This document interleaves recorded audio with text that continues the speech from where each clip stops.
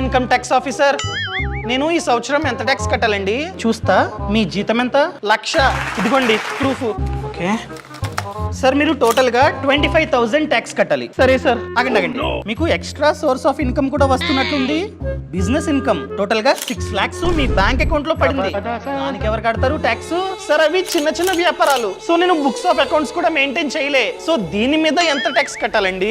Sir అందుకనే presumptive taxation section 44AD ఉంది. So ఎవరైతే చిన్న వ్యాపారాలు చేస్తూ సరిగ్గా బుక్స్ ఆఫ్ అకౌంట్స్ ని మెయింటైన్ చేయరో అలాంటి వాళ్ళు వాళ్ళ బ్యాంక్ అకౌంట్ లో ఎంతైతే బిజినెస్ ఆదాయం పడిందో దానిలో 6%. మీ కేసులో ఓవరాల్ గా 6 lakhs పడ్డాయి. 6 lakhs ఇంటూ 6% అనగా 36,000. ఈ 36,000 పైన మీ యొక్క ఇన్కమ్ ట్యాక్స్ స్లాబ్స్ ప్రకారం ట్యాక్స్ కట్టాలి. ఫర్ ఎగ్జాంపుల్ మీరు 30% ట్యాక్స్ స్లాబ్ లో ఉన్నారు. సో 36,000 లో 30% అంటే 10,800. టోటల్ గా 35,800 మీరైతే ట్యాక్స్ అనేది కట్టండి.